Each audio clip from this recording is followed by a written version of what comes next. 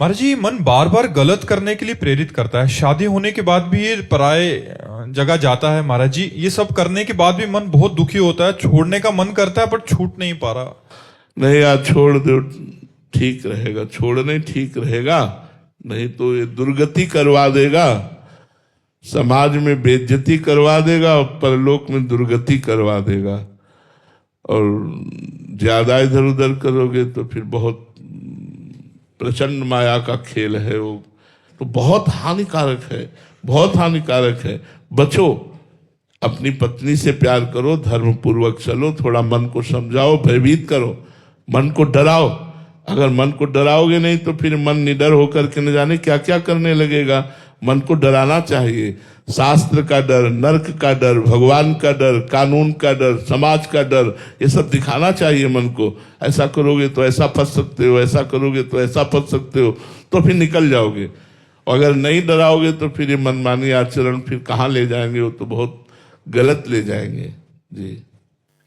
संजीव त्रिपाठी जी, राधे राधे महाराज जी। महाराज जी, आपके चरणों में कोटि कोटि प्रणाम। महाराज जी, सकाम भक्ति से निष्काम भक्ति तक पहुंचने का मार्ग क्या है महाराज जी, वही जीवन में रहते हुए? वही सकाम भक्ति। कोई भी चलता है तो कामना से ही चलता है। जब हम श्री भगवान के चरणों का आश्रय लेकर भगवान का नाम जप, भगवान की लीला कथा श्रवण, भगवान के भक्तों का संग करते हैं, तो हमारे अंदर लौकिक बुद्धि होने के कारण पहले सांसारिक कामनाएं जागृत होती है। हमारे पुत्र हो जाए, हमारी संपत्ति हो जाए, हमारी संकट निवृत्ति हो जाए, हमारी नौकरी लग जाए, लौकिक। यदि हम बहुत काल तक साधना करते रहें तो भगवान की कृपा से दो बातें होंगी, या कामना पूर्ण हो जाएगी और या कामना शांत हो जाएगी। जहां कामना शांत हुई या पूर्ण हुई, तहां निष्कामता बढ़ने लगेगी, और जहां निष्कामता पूर्वक भजन हुआ वही विशुद्ध अहेतुकी भजन के रूप में परिणित हो जाएगा, वही प्रेम प्रकट कर देगा। तो जैसे हम सकाम भक्ति करते हैं ऐसे ही करते रहे, यही निष्काम भक्ति में परिणित हो जाएगी। क्योंकि भगवान सर्वानंदमय है। वो जब देखेंगे कि इसने आनंद के लिए ही मेरा आश्रय लिया है, पर ये मानता है कि विषयों में ही आनंद है, संसार में ही आनंद, तो ज्ञान प्रदान कर देंगे। फिर वो संसार से अनासक्त होकर भगवान में आसक्त चित्त होकर निरंतर भजन परायण रहेगा। जी। प्रियांशु जी इटावा से।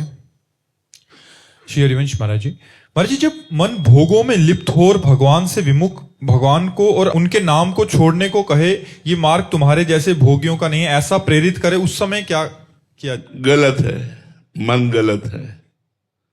चाहे जितना हम नीच हो, लेकिन भगवान के हैं और भगवान का नाम जप करेंगे। अगर हम नीच आचरण नहीं छोड़ सकते तो भगवान का भजन भी नहीं छोड़ सकते। अगर हम अच्छे आचरणों को पूरे नहीं कर पा रहे हैं तो हम भगवान का भजन नहीं छोड़ पाएंगे। ये ऐसी बात पकड़नी चाहिए। ये नहीं कि मैं गंदा हूं तो भगवान का भजन क्यों करूं। नहीं, मैं गंदा हूं, गंदे आचरण करता हूं, पर भगवान को नहीं छोड़ सकता। तो एक दिन वो निर्विकार होकर भगवान का सच्चा भक्त बन जाएगा। भगवान की बहुत प्रचंड माया है, बहुत प्रबल माया है। इसलिए ये सोचना कि मैं सद्गुणी हो जाऊंगा तब भजन करूंगा, तो सद्गुणी बनाएगा कौन? भजन ही तो आपको सद्गुणी बनाएगा। भगवान का नाम जप ही तो आप में देवी संपदा लाएगा। अगर ये सोचकर कि जब मैं सद्गुणी बन जाऊंगा, अच्छा बन जाऊंगा, तब भजन करूंगा, ये तो बिल्कुल मतलब गलत बात है।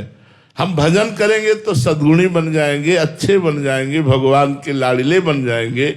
इसलिए हमको बुरे आचरण होते हुए भी, बुरा भाव होते हुए भी हमें नाम जप नहीं छोड़ना, क्योंकि यही नाम जप ही हमारे बुरे आचरण और बुरे भावों से हमको बचाएगा। ये बात समझ लीजिए।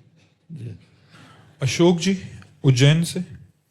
राधे राधे महाराज जी, महाराज जी अब ऐसी स्थिति है कि संसार का आकर्षण है एक तरफ और दूसरी तरफ परमात्मा या साधना का आकर्षण भी होता है। दोनों परिस्थितियों में साधक संघर्षरत रहता है, कभी इधर कभी उधर। तो महाराज जी ऐसे में कब एक जगह? ये तो बड़ा समय लगेगा बच्चा।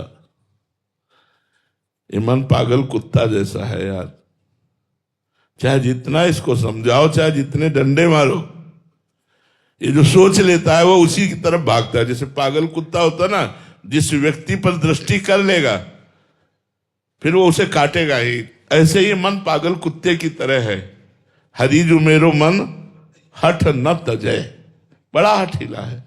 जो ठान लेता है वो करके ही छोड़ता है। इस मन को प्रभु के चरणों में धीरे धीरे लगाने का अभ्यास करें, शनई शनई, धीरे धीरे भगवान में। और भगवान की कथा सुनने से बहुत जल्दी लाभ प्राप्त होता है मन को। यदि हम एकाग्रता पूर्वक रोज भक्तों के चरित्र पढ़ें, भक्तों के चरित्र सुने, भगवान की पावन लीलाओं का गायन करें, भगवान की पावन लीलाओं को सुने, तो हमारा मंगल हो जाएगा।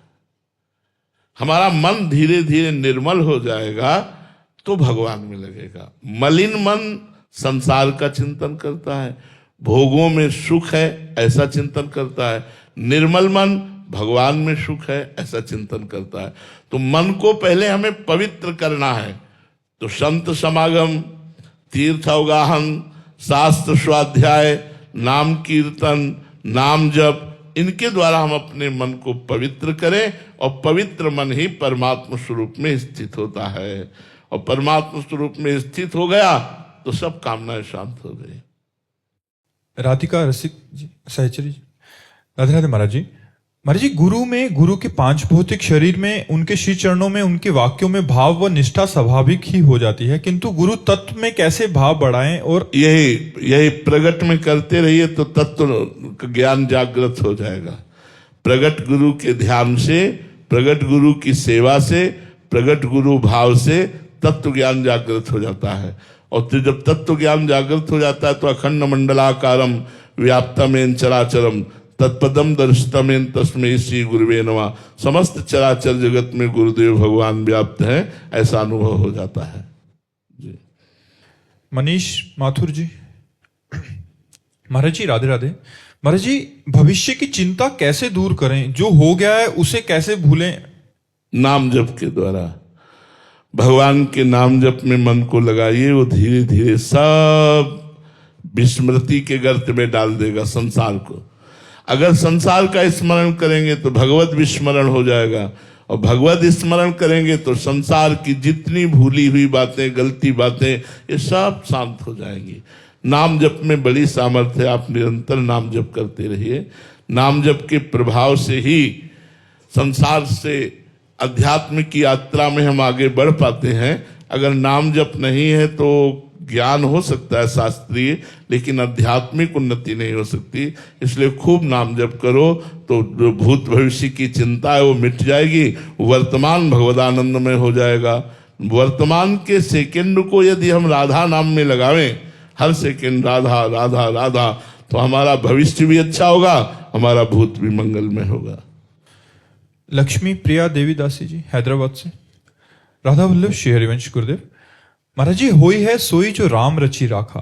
महाराज जी पूर्ण शरणागति के लिए ऐसा क्या करें कि मन में कोई संशय ना रह जाए, विश्वास बढ़ता रहे?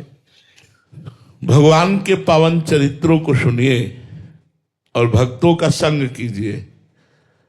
जब भगवान की महिमा सुनते सुनते विश्वास हो जाता है कि भगवान इतने कृपालु, इतने बलशाली, सर्वत्र सर्वज्ञ, सर्वशक्तिमान, तो हमारा मन विश्वास करने लगता है भगवान बचाएंगे, भगवान हमारी रक्षा करेंगे, निश्चित भगवान हमारी समस्याओं का समाधान कर देंगे।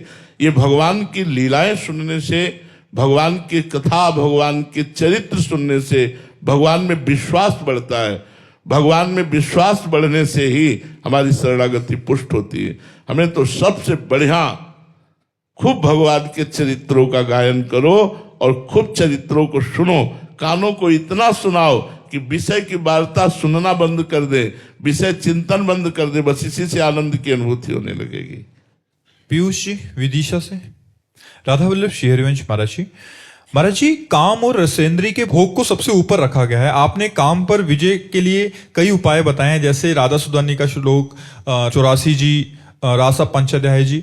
महाराज जी, आपने कई संतों के चरित्र भी बताए जिन्हें रसेंद्री के भोग ने गिराया, और आपने ये भी बताया कि रसेंद्री को ठीक कर लो तो बाकी सब इंद्रियां अपने आप काबू में आ जाएंगी। महाराज जी, अगर रसेंद्री के भोग को इतना ऊपर रखा गया तो इसके लिए कोई मंत्र या अनुष्ठान और बताएं महाराज जी। वैसे इसके लिए एक प्रक्रिया है कि जो रसेंद्री को प्रिय भोग लगे वो भगवान को भोग लगाकर बांट दिया जाए, पाया ना जाए ज्यादा, किनका भर ले ले और पाया ना जाए।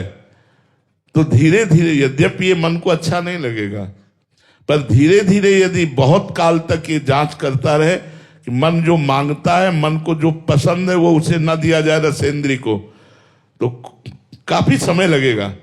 फिर धीरे धीरे रसेंद्री काबू में हो जाएगी, वो स्वाद दृष्टि छोड़कर प्रसाद दृष्टि में आ जाएगी। अभी स्वाद दृष्टि में, इसलिए जो स्वादिष्ट पदार्थ लगे, मन की तो चाल है कि पहले वही अधिक पाना चाहता है। अगर हमें खीर पसंद है तो अधिक से अधिक खीर पाओ, खीर पसंद है तो उसको रख लेते हैं, रोटी दाल सब्जी से पेट भरते हैं और 1 चम्मच खीर ले लेते हैं, बकाया छोड़ देते हैं। ऐसे रसेंद्री को वश में किया जा सकता है। यदि अच्छे पदार्थ में हमारी प्रियता है और उसे श्री भगवान को अर्पित करके बांट दिया जाए और थोड़ा ले लिया जाए, तो धीरे धीरे हमारी रसेंद्री वश में हो जाएगी। रसेंद्री वश में होने का तात्पर्य हर इंद्री वश में हो जाना। अगर रसेंद्री वश में नहीं तो कोई भी इंद्री वश में नहीं हो सकती, वो बस में नहीं माना जाता। रसेंद्री वश में, एक वश में हो गई तो दूसरी जनेन्द्री वश में हो जाएगी। रसेंद्री और जनेन्द्री, जिह्वा और उपस्थ यदि वश में है तो जितेंद्री माना जाता है। 9 इंद्रियां वश में हो और 1 इंद्री रसेंद्री वश में ना हो, उसे जितेंद्री नहीं माना जाता।